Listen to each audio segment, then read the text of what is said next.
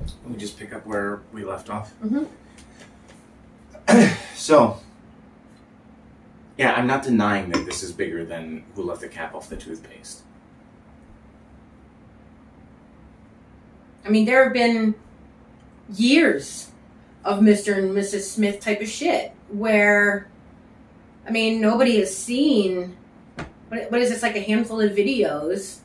People will still see you being interrupted by me, and there's like, or you know, you're out building a chicken coop in the rain, as opposed to this is all shit you're doing to make amends, and I'm so fed up that I realize that I need to take a step back in my resentments and in my anger because I don't want to become the abuser, and I need to give you an opportunity to speak and not interrupt you because I'm assuming what you're going to say because I've heard it all before, and nobody has seen like us firing our fucking military grade weapons at each other and you know, the knockdown dragouts that my son has been privy to. And for the record, you know, if I'm going to go, you know, going forward, if I'm going to hit you, it's going to be with my fucking car.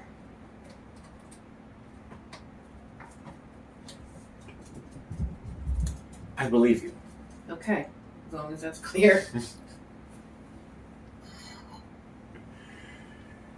So we are fighting our way through you accepting and admitting you are a covert narcissist.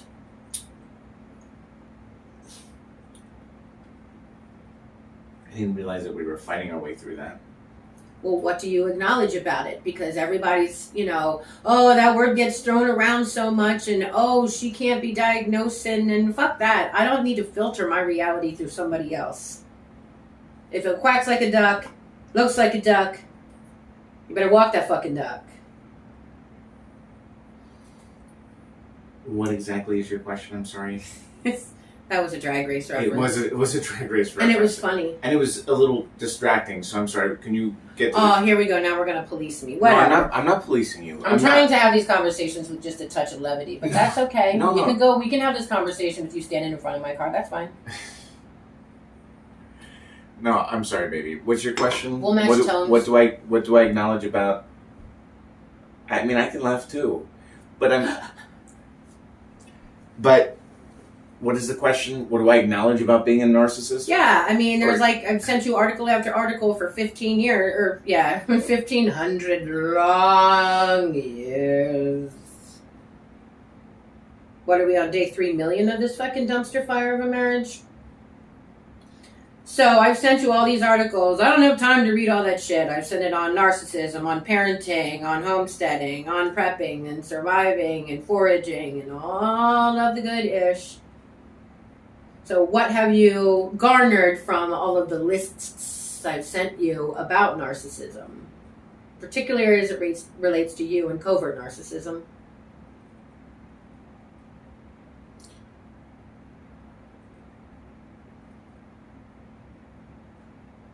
What exactly is the ask? Are you asking me to admit that I'm a narcissist again? Or? No, you've already done that. Okay. I'm asking you, if you're admitting that you're a covert narcissist, what are these things that you see in you that is leading you to admit that you are a covert narcissist? In the DSM-5, you know, you need to have like 5 of the 9. So what are they? Just the biggest thing is not accepting responsibility for my shit.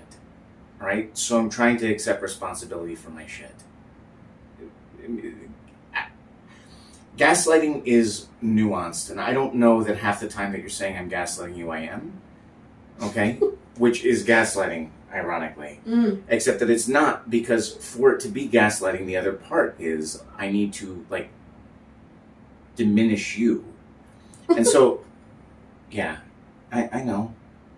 And that's not at all what you've been doing. See, the interesting thing is, to me, I was all excited to have this conversation because the conversation that we just had in the sheets... Yeah, was a different conversation, but this is not the conversation that we're having. But this is not the conversation... Then why don't you recap the conversation that we were having? Because this... That's what I keep trying to bring it back to.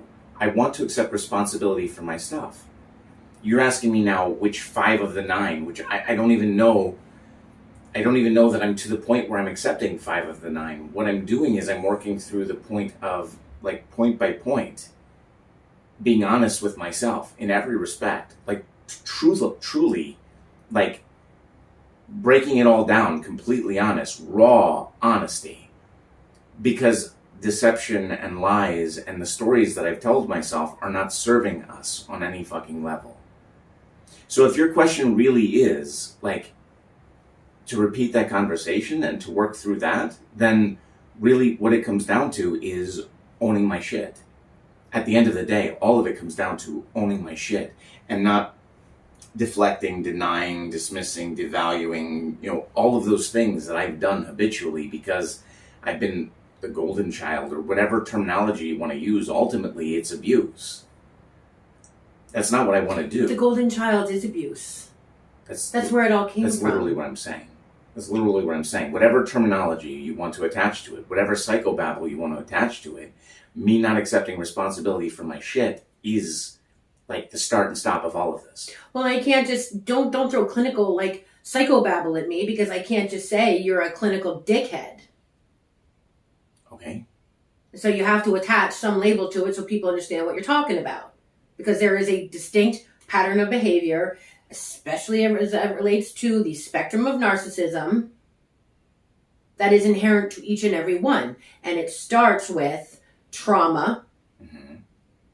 and you creating this shell, mm-hmm. you being enabled, this shell being upheld, the sense of abject worthlessness and insecurity, and then how that gets projected and then end up glomming onto actually really good people because they have what you want.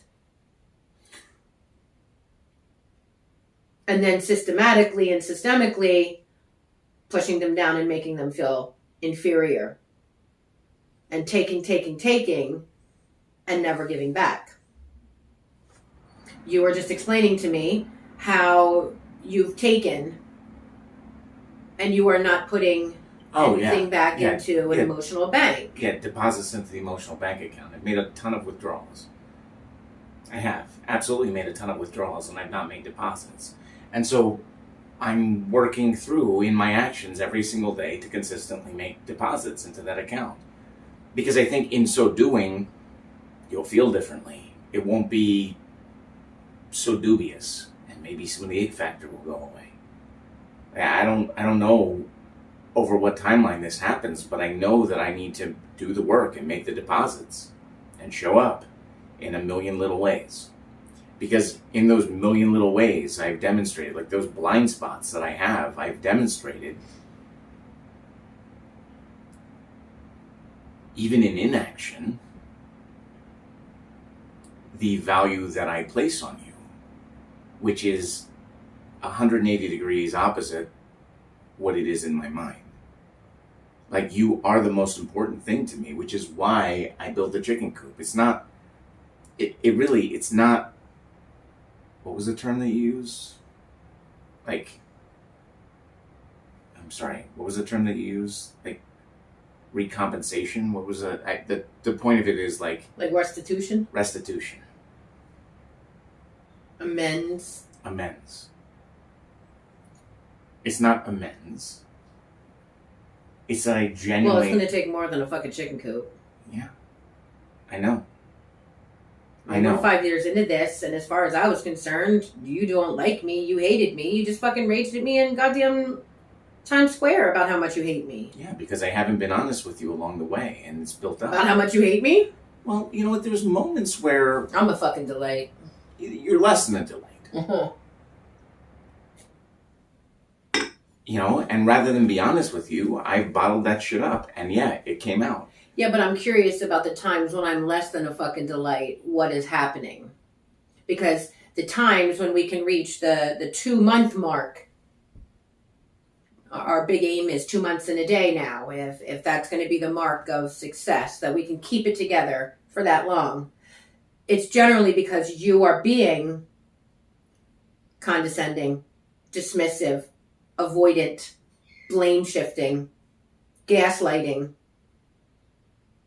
And then, like, when we're cool, we can go days getting along. When you're all of those things, we got beef. Yeah. And then factor in my son, who you shame at will, And I don't even know how you're going to make amends with him. I don't. I mean, that's a whole other video. So, I mean, not that I'm not happy to talk about that, but let's keep it on point. Assuming that this is the point, right?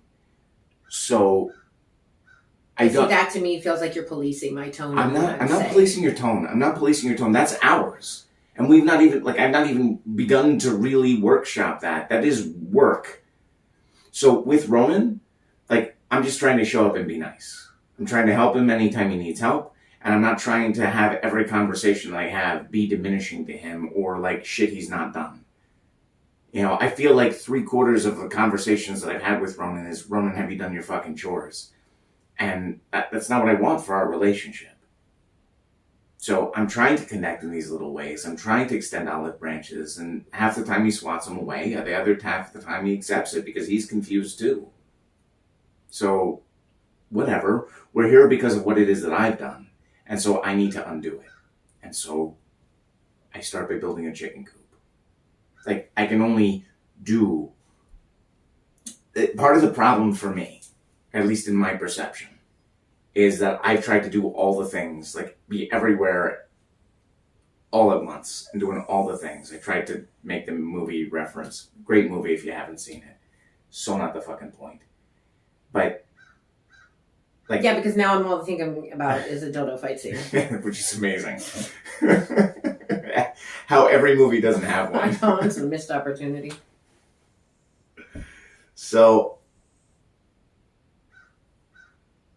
part of the problem it's felt is that I've committed to doing a million things and I've not delivered on all of them, or I've had to half-ass the things in order to do more of the things and check more of these things off the list. Because you inherently take on more because you have the time management skills of a carrot, unless it comes to your job, and you don't communicate in order to prioritize.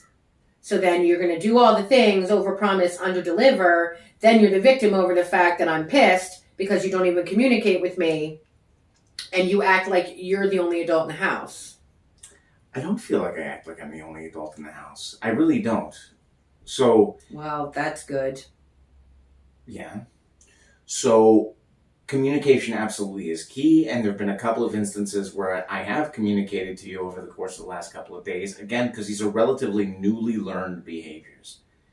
So, you want to talk about past tense, you want to talk about present tense, you want to talk about future tense, I'm focused on the right now because it's what I got to do. So, in these moments where there's way too much on my plate, I'm very actively working to talk to you and make sure that we're clear on priorities. This is one of those things that I need to do in order to not make promises that I don't deliver on. So there are 2 points that I want to hit, and we got to watch our time, right? But there are 2 points that I want to hit. One being, we can agree, I think most professionals agree, narcissism is on a spectrum. I don't know why the light's doing that. Oh, that's frustrating. Yeah, that's annoying. I don't know what to do about that. Bear with us, y'all. It seems to have sorted itself out. I don't know if it was adjusting to Is it me moving? No. I don't know. It's probably because it's wobbling because there's nothing level in this house. I don't know. So, at any rate, let me try to sit still and see if that works. The one point being, everyone agrees narcissism is a spectrum. Mm-hmm. So what do you say when, however willing you are to unpack your covert narcissism, because once again, it changes from minute to minute.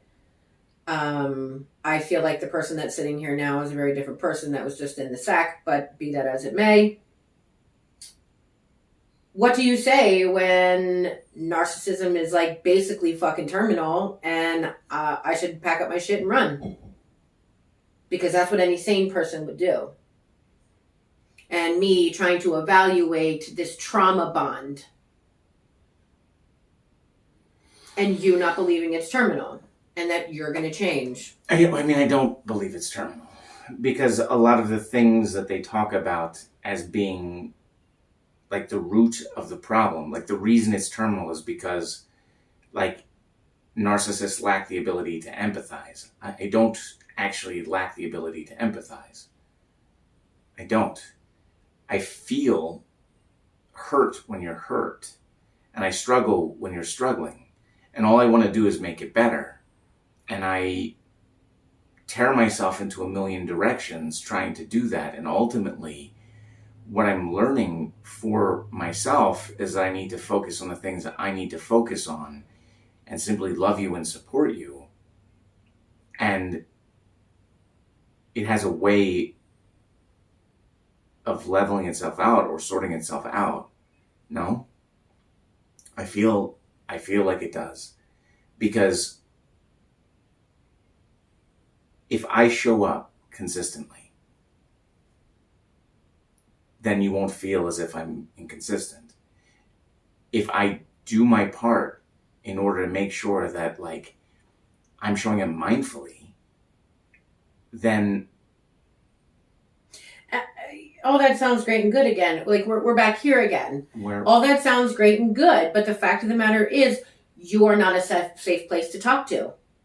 I'm not a safe... You are dismissive at the point where you don't have any self-awareness and you do not understand emotions. And you can tell me you empathize until the fucking cows come home, brother. But the fact of the matter is, if I am having a panic attack, if I am having a bad day, or I am struggling with sensory issues because of, to quote you, my autism or whatever the fuck, you are not going to convince me that you can empathize with me. In 5 years, I have yet to see you act out of, let's suspend disbelief for a second, and let's say you hurt when I hurt. I do. I don't sleep when you're upset. But you do absolutely nothing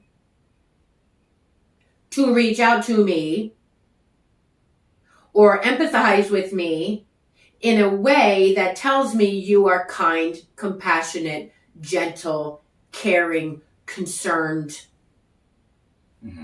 empathetic.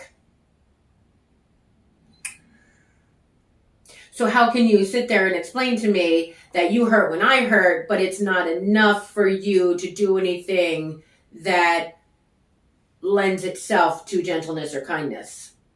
Or just listening, or just fucking listening and being a place where I can go into my man's arms, put my head down, talk, cry, say my piece, and just be heard and supported.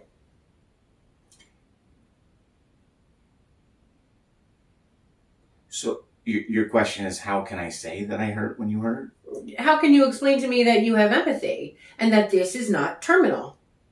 Just, I do hurt when you hurt. Okay, but you just literally didn't hear... I did. I do hurt when... See, this is so interesting because the conversation with whoever you were like 45 minutes ago is very different than the person that is sitting next to me now. And this is the fucking roller coaster because I never know which version of you is showing up, and it's very interesting. And so on to my second point. The thing that I want to say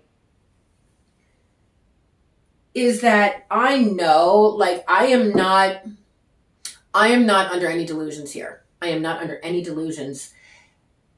And these videos that I'm posting and these conversations that I have in whatever you want to call it, confronting, exposing, putting the narcissist on the spot, whatever. And even if people are like, he's not a narcissist, you don't have a right to... I don't fucking care. I'm telling my story. This is my reality. And to everyone else in the world, of course, he's not a narcissist, but ask my son and I will tell you. But what I want you to understand is, like, this is me in my privilege as a cis white woman getting to talk about this, right?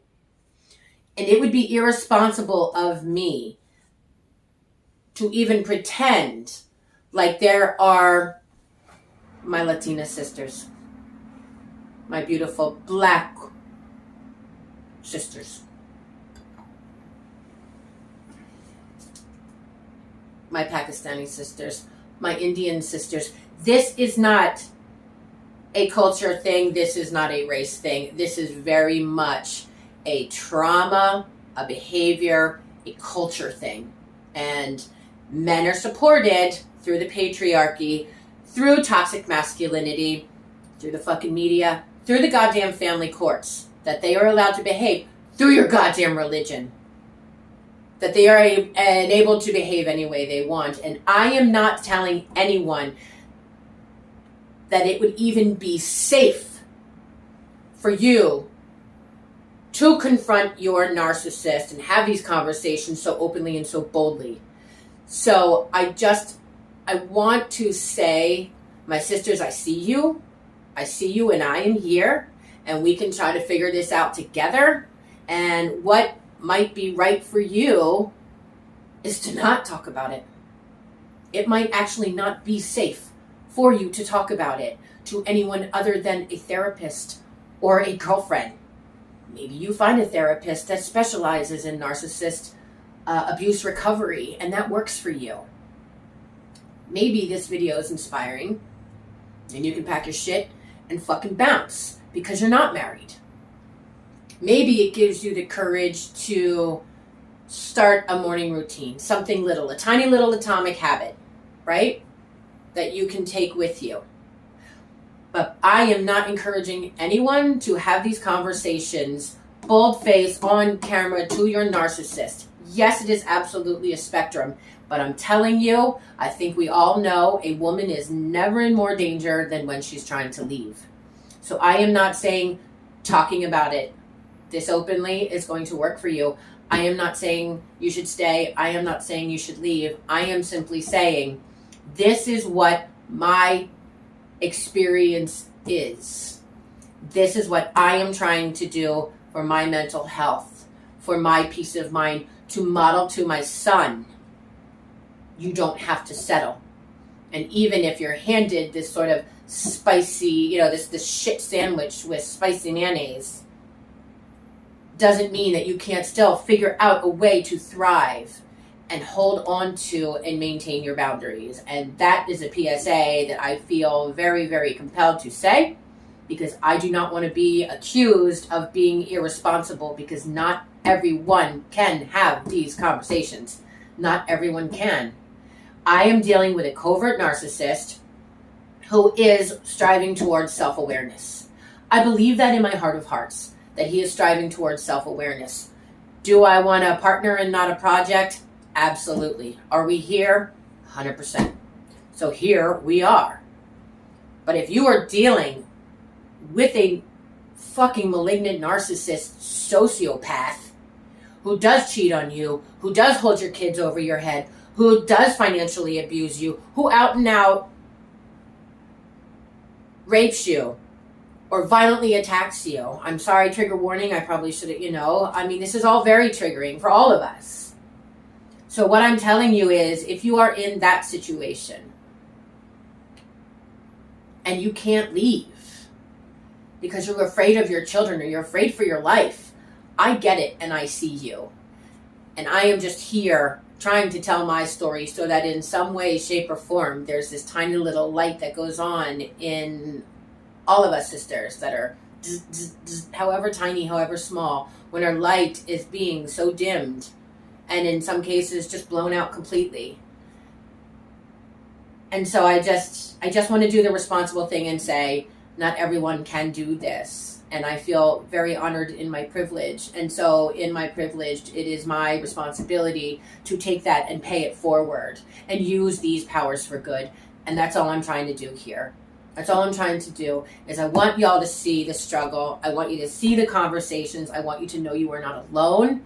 I want you to know that I feel you. I see you. I get it. I get the roller coaster. And if you're on the fence, about whether or not you are even covert narcissist, and I'm not even going to say this is a man thing. Y'all, get your shit together. Get your lives together. Go to goddamn therapy if that's going to work, And in the last couple of minutes that we have, I would like you to run through what are some of the things that worked for you. What are some of the things that have worked for you? Because we're going to have to wrap this up. We have exactly 60 seconds. Go. Okay. I'd like to use 10 of them to say that while that was really hard to listen to, I'm really proud of you. Right? I'm in awe of you every single day. Thank you for being you. That's because I'm a fucking delight, Chris. In the 45 seconds that I have remaining,